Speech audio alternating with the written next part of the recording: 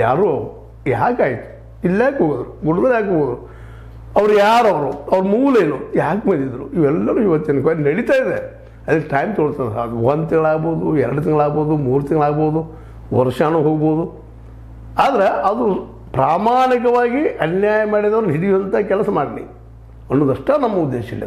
ಇವತ್ತೆಲ್ಲ ಜಗದೀಶ್ ಅವ್ರು ಹೇಳ್ತಾರಂಥ ಸತ್ಯ ಅಂತ ಹೇಳಿಕೊಂಡಿಲ್ಲ ವಕೀಲರು, ಅದೇ ಕಾಲಕ್ಕೆ ಮಟ್ಟೆಯವ್ರು ಹೇಳ್ತಾ ಇದ್ದಾರಂಥ ಸತ್ಯ ಅಂತ ಹೇಳಿಕೊಂಡಿಲ್ಲ, ತಿಮರೋಡಿ ಅವ್ರು ಹೇಳ್ತಾ ಇದ್ದಾರೆ ಸತ್ಯ ಅಂತ ಹೇಳಿಕೊಂಡಿಲ್ಲ, ನಮ್ಮ ಹೆಗ್ಗಡೆಯವರ ಮಿತ್ರ ಸೋಮನಾಥ್ ನಾಯಕರು ಹೇಳ್ತಾ ಇದ್ದಾರೆ ಅಂತ ಹೇಳಿ ಹೋಗ್ತಾ ಇಲ್ಲ. ಇಲ್ಲಿ ಯಾರೂ ನಕ್ಸಲೈಟ್ಸ್ ಇಲ್ಲ. ಇವರೆಲ್ಲ ಇನ್ನೇ ಬಿ ಜೆ ಪಿಯಲ್ಲಿ ಇದ್ದಂಥವ್ರು, RSS ಇದ್ದಂಥವ್ರು, ಅದೇ ಕಾಲಕ್ಕೆ VHPಯಲ್ಲಿ ಇದ್ದಂಥವ್ರು ಎಲ್ಲ ಅಲ್ಲಿಯವರು ಇದ್ದಾರೆ. ಅವರೆಲ್ಲ ಈಗ ಆರೋಪ ಮಾಡುವವರು.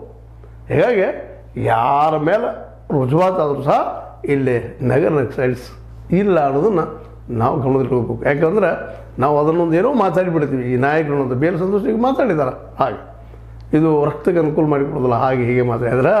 ಆದರೆ ಹಿಂಸಾವಾದಿಗಳು ಇವರು ಯಾರು ಮಾಡಿದವರು ಯಾರೂ ಅಲ್ಲ, ಇದು ಸತ್ಯ. ಮತ್ತಿಲ್ಲ ಹಿಂಸಾವಾದಿ ನಕ್ಸಲೈಟ್ ಅಥವಾ ಕಮ್ಯುನಿಸ್ಟ್ರು ಇಲ್ಲಿ ಯಾರೂ ಇಲ್ಲ. ಈ ಒಂದು ನೆಲದ ಘಟನೆಗಳು ಯಾಕೆ ದೂರದಾರರ ಮೇಲೆ ಈಗ ಅಟ್ಯಾಕ್ ಮಾಡಿದ್ದಾರೆ, ದೂರದಲ್ಲಿ ಸ್ಪಷ್ಟ ಆಗ್ತದೆ. ಮತ್ತು ಲೋಕಲ್ ಜನರು ಕೇಳ್ತಾ ಇದ್ದಾರೆ SIT ಅವರು.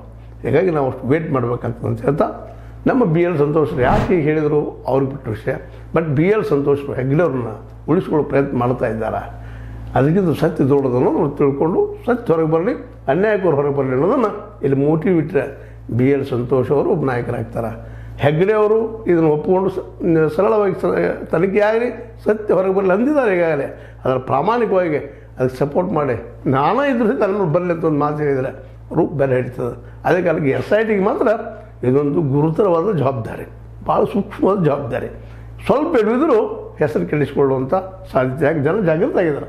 ಪ್ರತಿಯೊಬ್ಬರು ಕರ್ನಾಟಕ ತುಂಬ ಇದ್ರ ಮೇಲೆ ಕಣ್ಣಿಟ್ಟಿದ್ದಾರೆ. ಇವತ್ತು ದೈವಿ ಭಕ್ತರು ಅನ್ನೋದು ನೆನಪಿಟ್ಕೊಂಡು, ಇದು ನಿಮಗೆ ಲೈಕ್ ಆಗಿರ್ಬೋದು, ಲೈಕ್ ಮಾಡಿ, ಶೇರ್ ಮಾಡಿ, ಕಮೆಂಟ್ ಮಾಡಿ, ಜೊತೆ ಸಬ್ಸ್ಕ್ರೈಬ್ ಮಾಡಿ. H16 ನ್ಯೂಸ್ ಅರ್ಥ ಸತ್ಯಕಾರಣ ವಂದನೆಗಳು.